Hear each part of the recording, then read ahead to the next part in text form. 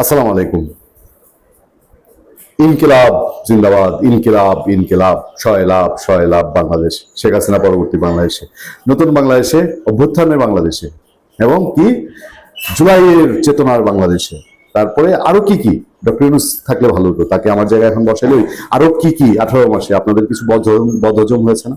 BNP স্থায়ী কমিটির সদস্য ইকবাল হাসান মাহমুদ টুকু সজ্জন মানুষ, এবং তিনি আওয়ামী লীগ সময়ও ব্যাপক কিছু কথা বলতেন। একবার মনে আছে জামাত তার এই আওয়ামী লীগের মধ্যে পরকিয়া লাগাই দিচ্ছিলেন, ব্যাপক হিট করছিল কথাটা। খারাপ কি বলেছে? এই ইনকিলাব বাংলাদেশ বলে বাংলাদেশটাকে ছাড়খাড় করে দেওয়া হচ্ছে, যদি এই কথা বলা হয় এটা কি মিথ্যা বলা হবে? এই ইনকিলাব বাংলাদেশ বলে বাংলাদেশে একটা নতুন প্রজন্মকে ধোঁকা দিয়ে তাদেরকে চাঁদাবাজ, লুটেরা, তাদেরকে ধর্ম ব্যবসায়ী, বন্ড, অশ্লীল স্লোগানের মালিক করা হয়েছে। তারা ইনকিলাব বাংলাদেশ বলে হাবি জাবি, এই ফাটায় ফেলবো সেই ফাটায় ফেলবো, নোংরা অশ্লীল স্লোগান দেয়। বাংলাদেশের মানুষ কোন বছর কবে থেকে ইনকিলাব বাংলাদেশ স্লোগান, ইনকিলাব জিন্দাবাদ স্লোগান দেয়? আমাকে একটা উদাহরণ দিয়ে বলবেন তো।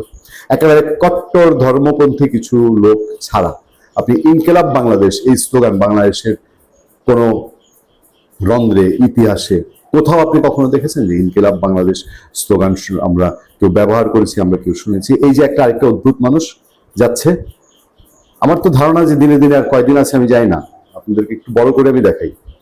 তাজুল সাহেব, চিফ প্রসিকিউটর, বলছে ইনসাফ, আজাদি, ইনকিলাব এই জনপদের মানুষের পক্ষ নিঃসৃত শব্দ এবং হাজার বছরের বিশ্বাস ও সংস্কৃতির অংশ।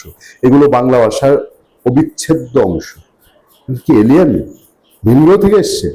আমরা বাংলাদেশে পড়াশোনা করি, আরে অজপাড়াগাঁয়ের প্রাইমারি স্কুল থেকে শুরু করে বাংলাদেশের সর্বোচ্চ বিদ্যাপীঠ, কলেজ লেভেলের রাজধানীর যতগুলো স্কুল কলেজ নাম করে সেগুলোতে পড়াশোনা করে দেখেন, কোনদিন তো শুনিনি এই বাংলাদেশের অবিচ্ছেদ্য বক্ষ নিঃসৃত শব্দ এই ইনকিলাব, আজাদি, এইসব শব্দ। আমরা এই আজাদি শুনেছি, পাকিস্তানি আজাদির কথা পত্রিকা ছিল। এই ইনসাফ, ইনকিলাব পাকিস্তান আমলের শব্দ, পাকিস্তান আমলে ইতিহাসে 60-এর দশকের সিনেমা, টেলিভিশন এবং পাকিস্তানি জিহুজুর গাদ্দারদের সামনে গেলে এইসব শব্দ খুব মানানসই ছিল।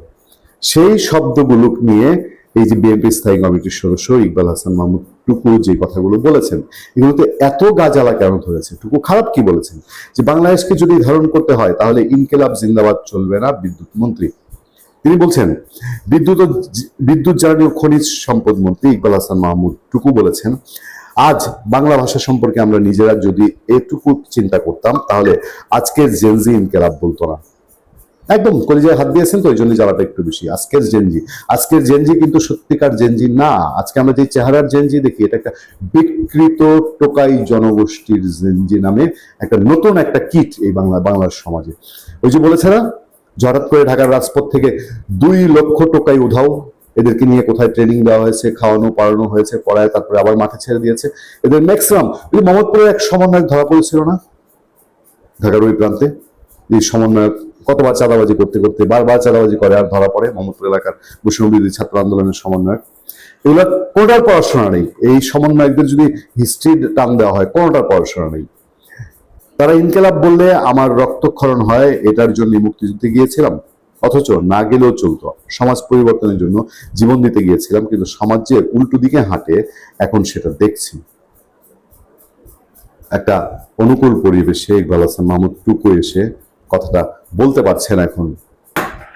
ইকবাল হাসান মাহমুদ টুকু তিনি তার নিজ এলাকা, নিজ জেলা সিরাজগঞ্জে একটা প্রোগ্রামে কথাটা বলছেন, এবং বলার পরেই ওই জুলাই মব গোষ্ঠী, যারা জুলাই মব সন্ত্রাসীদের মাথার তার সব ছিঁড়ে গেছে, এবং তারপর থেকে সোশ্যাল মিডিয়ায় আবল তাবল বলা শুরু করেছে। বিদ্যুৎ মন্ত্রী বলেন, বাংলাকে যদি ধারণ করতে হয়, বাংলা ভাষাকে যদি মায়ের ভাষা বলতে হয়, তাহলে ইনকিলাব জিন্দাবাদ চলবে না।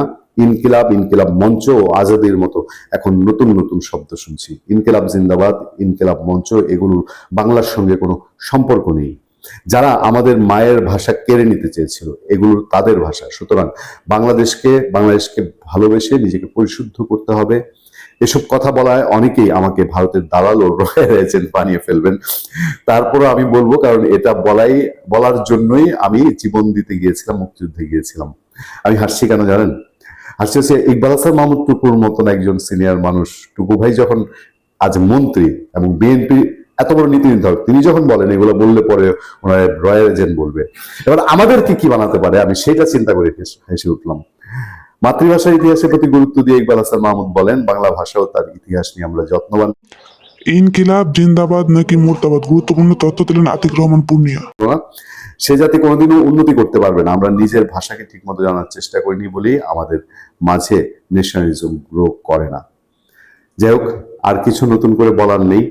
এই ফাইটটা প্রয়োজন ছিল। ইকবাল হাসান মাহমুদটুকু ওই যে জমে থাকা বারুদ, এই ইনকিলাব, ইনসাফ, আজাদির চাপে পড়ে যাওয়া সত্যের বারুদ, বাংলার বারুদ, বাংলাদেশের অরিজিনাল যেসব স্লোগান, সেসবের মুখে এক নতুন করে যেই হায়নার থাবার মতো জেগে উঠেছিল, সেটা সেই বারুদের জাস্ট প্রথম বাড়িটা হয়তো ইকবাল হাসান মাহমুদটুকু দিয়ে দিয়েছেন। ভালো থাকবেন, সুস্থ থাকবেন। আপনার সাথে আমি আতিকুর রহমান পূর্ণিয়া।